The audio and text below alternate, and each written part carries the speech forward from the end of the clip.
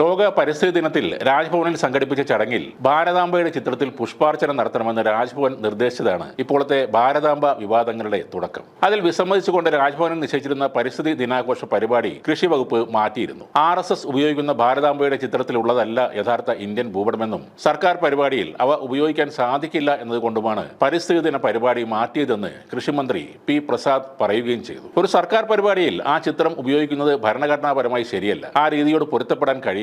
അതുകൊണ്ട് വിയോജിപ്പ് രാജ്ഭവനെ അറിയിച്ചുവെന്നും മന്ത്രി പറഞ്ഞു. ഗവർണറെ തിരിച്ചു വിളിക്കണമെന്ന് ആവശ്യപ്പെട്ട് CPIയുടെ രാജ്യസഭ MP സന്തോഷ് കുമാർ രാഷ്ട്രപതിക്ക് പരാതിയും നൽകിയിരുന്നു. അതേസമയം ഈ വിവാദത്തിൽ മന്ത്രി പി പ്രസാദിനെതിരെ പ്രതിഷേധവുമായി BJP പ്രവർത്തകരും രംഗത്ത് വന്നു. മന്ത്രിയുടെ വീടിന് മുന്നിൽ ഭാരതാംബയുടെ ചിത്രം സ്ഥാപിച്ച് വിളക്ക് കൊളുത്താൻ BJP പ്രവർത്തകർ ശ്രമിച്ചിരുന്നു. എന്നാൽ CPI പ്രവർത്തകർ സംഘടിച്ചെത്തിയതോടെ ആ പ്രദേശത്ത് സംഘർഷ സാഹചര്യം രൂപപ്പെടുകയായിരുന്നു. പ്രദേശത്ത് വലിയ പോലീസ് സന്നാഹം ഏർപ്പെടുത്തിയിരുന്നു. പിന്നീട് CPI പ്രവർത്തകർ വിവിധ സർക്കാർ ഓഫീസുകളിൽ ഭാരത് മാതാ കി ജയ് എന്ന് വിളിച്ചുകൊണ്ട് ദേശീയ പതാക ഉയർത്തുകയായിരുന്നു. കാവിക്കൊടിയേന്തി നിൽക്കുന്ന ഒരു സ്ത്രീയല്ല ഭാരതാംബ എന്നും അത് നമ്മുടെ രാജ്യം തന്നെയാണെന്നും ദേശീയ പതാക ഉയർത്തിക്കൊണ്ട് CPI നേതാക്കൾ പറഞ്ഞു. ഈ വിഷയത്തിൽ സംഘപരിവാർ എന്തിനാണ് ഇത്രയ്ക്ക് രോഷം പ്രകടിപ്പിക്കുന്നത് എന്ന് മനസ്സിലാവുന്നില്ല. ഏതൊരു ഇന്ത്യൻ പൗരനും അഭിമാനത്തോടെ വിളിക്കാവുന്നതാണ് ഭാരത് മാതാ കി ജയ് എന്നത്. അത് ആസ്ഥാനത്ത് വിളിക്കുമ്പോൾ മാത്രമാണ് അരോചകമായി മാറുന്നത്. അസീമുള്ള ഖാൻ എന്ന സ്വാതന്ത്ര്യ സമര സേനാനിയാണ് ഭാരത് മാതാ കി ജയ് എന്ന മുദ്രാവാക്യം ആദ്യം ഉയർത്തിയതെന്ന് നേരത്തെ നമ്മുടെ മുഖ്യമന്ത്രി തന്നെ പറഞ്ഞിരുന്നു. ഇന്ത്യൻ സ്വാതന്ത്ര്യ സമരത്തിന്റെ ചരിത്രത്തിൽ സ്വർണ്ണലിപികൾ കൊണ്ട് എഴുതി ചേർത്തതാണ് അസീമുള്ള ഖാന്റെ പോരാട്ടം. അസീമുള്ള ഖാൻ യൂസഫ് സായി എന്നാണ്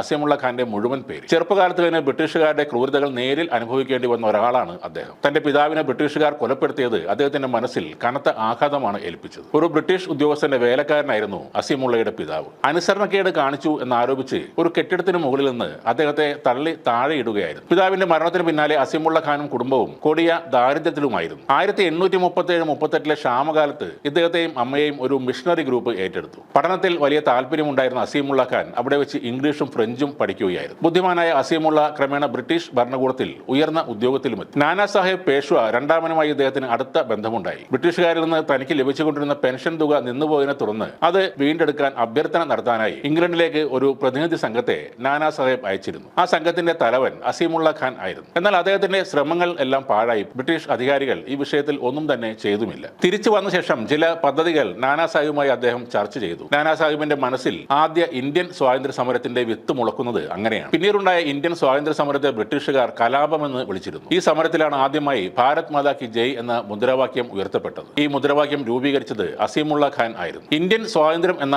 ആശയം ആദ്യമായി ഉണ്ടായതും അസീമുള്ള ഖാന്റെ ചിന്തയിലായിരുന്നു. അസീമുള്ള ഖാന് അക്കാലത്തെ നിരവധി ഇംഗ്ലീഷ് എഴുത്തുകാരുമായി നല്ല ബന്ധമുണ്ടായിരുന്നു. പേഷ്വയുടെ അംബാസഡറായി ഇംഗ്ലണ്ടിലേക്ക് അസീമുള്ള ചെന്നപ്പോൾ അവിടെ അദ്ദേഹത്തെ സ്വീകരിച്ചതും സഹായിച്ചതുമെല്ലാം അക്കാലത്തെ വലിയ എഴുത്തുകാർ തന്നെയായിരുന്നു. ഒരു ജനതയെ മൊത്തം ഉത്തേജിപ്പിക്കാൻ കഴിയുന്ന മുദ്രാവാക്യം രൂപപ്പെടുത്താൻ അസീമുള്ളക്ക് സഹായകമായത് ഈ എഴുത്തുമായുള്ള ബന്ധം കൂടിയാകണം. അതുകൊണ്ട് ഭാരത് മാതാ കി ജയ് എന്ന മുദ്രാവാക്യം ആരുടെയും ഒരു രാഷ്ട്രീയ പാർട്ടിയുടെയും കുത്തകയല്ല. ഇന്ത്യൻ പൗരന്മാരായ ആർക്കും ആവേശത്തോടെ അഭിമാനത്തോടെ അത് വിളിക്കാം. സ്വാതന്ത്ര്യദിനം ആഘോഷിച്ചപ്പോൾ കരിദിനം കൊണ്ടാടിയവരും രാഷ്ട്രപിതാവിനെ വധിച്ചതിൽ അഭിമാനിക്കുന്നവരും ബാക്കിയുള്ളവരെ ദേശസ്നേഹം പഠിപ്പിക്കാൻ വരേണ്ട കാര്യമില്ല. നിങ്ങൾക്ക് അതിനുള്ള അർഹതയില്ല. ഈ പറയുന്ന ഭാരതാംബയെ നൂറ്റാണ്ടുകളോളം വിദേശ ശക്തികൾ അടിമയാക്കി വെച്ചപ്പോൾ ഈ ഗണഗീതം പാടുന്നവരല്ല സമരത്തിന് മുന്നിൽ നിന്നത്. ഇന്ത്യൻ സ്വാതന്ത്ര്യ സമരത്തിൽ ബലിദാനിയായ ആളുകളുടെ ലിസ്റ്റ് എടുത്ത് നോക്കിയാൽ അത് മനസ്സിലാകും. മാപ്പ് എഴുതി കൊടുക്കുന്നതല്ല സ്വാതന്ത്ര്യത്തിന് വേണ്ടിയുള്ള പോരാട്ടം.